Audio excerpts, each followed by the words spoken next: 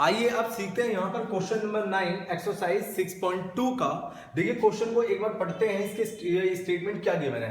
A B C D is a trapezium in which A B जो है parallel to C D and its diagonals intersects each other at the point O, show that A O divide by O B O और C O divide by D O. देखिए क्या है question को पढ़िए।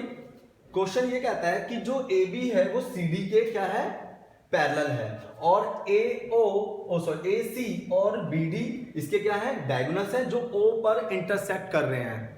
ठीक है, अब चलिए, अब यहां पर था और हमें प्रूव करना था जो इसके डायगोनल्स है। देखिए ध्यान से, A O divide by O B और C O divide by O D, यानी कि इसके जो डायगोनल्स के पार्ट है, यानी ऊपर वाला जो पार्ट है वो एक दूसरे के क्या है, रेशो, इसका रेशो इसके रेशो के इक्वल है, ये हमें प्रूफ करना है। तो जब भी आपके पास ऐसा कुछ रेशो या ऐसा कोई रिलेशन दिखाई दे तो समझ लेना कि आप बीपीटी अप्लाई करोगे, और इस पूरे के पूरे एक्सरसाइज में ओनली बीपीटी अप्लाई होगा या कन्वर्स ऑफ बीपीटी अप्लाई होगा।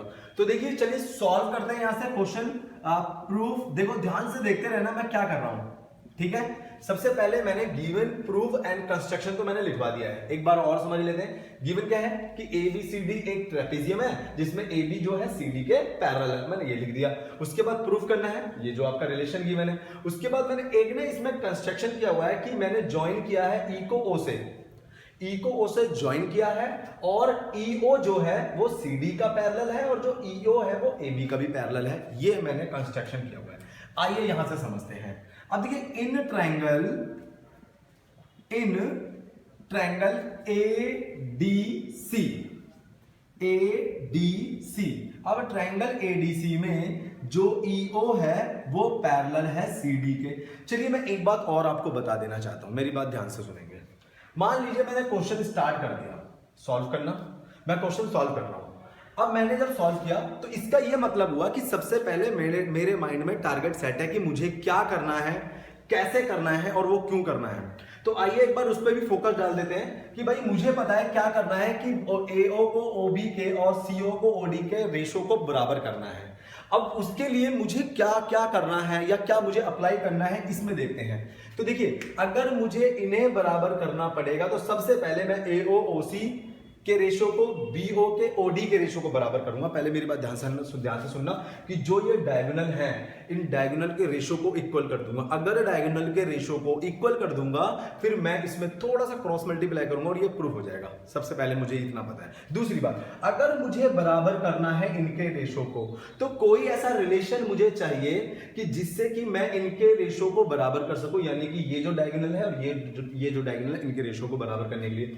तो मैं एक काम करूंगा, जो मैंने ये कंस्ट्रक्शन किया उस पर जो ए और ईडी है ये एक मैं कॉमन साइड लेके चलूंगा, कॉमन रेशो कह सकते हो, कॉमन रेशो बनाऊंगा एई डिवाइड बाय ईडी, इसको कॉमन रेशो बनाकर और मैं दोनों को प्रूफ कर दूंगा। ये मेरा टारगेट होगा।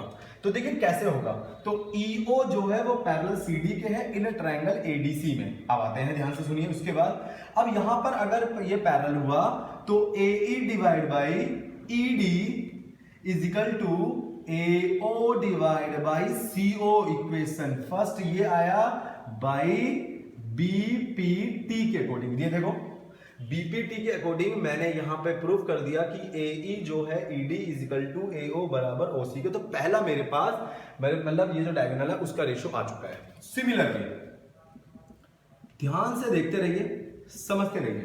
सिमिलरली इन ट्रायंगल, अब देखो यहां पर अगर मुझे ये साइड मुझे कॉमन बनानी है, ये साइड, तो मैंने पहले ए डी सी लिया, अब मुझे यही साइड चाहिए तो मैं ए डी बी लूंगा या तो ए बी डी ले लूंगा। कैसे भी लिख सकता हूं मैं, तो मैं लिखूं यहां पर मैं लिखता हूं ए बी डी।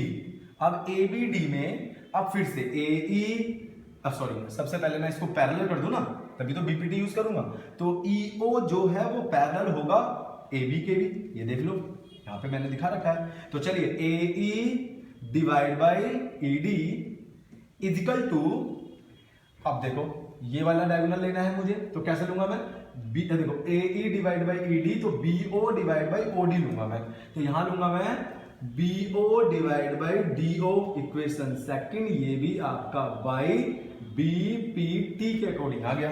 अब आ जाइए from equation first and second से, from equation first and second. देखो मैं जो भी मेरा टारगेट था मेरे माइंड में पहले से सेट था कि मुझे ये करना है, मैंने वही अप्लाई किया और देखिए लमसम तो मेरे पास प्रूफ हो चुका है इक्वेशन फर्स्ट एंड सेकंड से, क्योंकि अगर इसके LHS बराबर है तो RHS भी बराबर होंगे।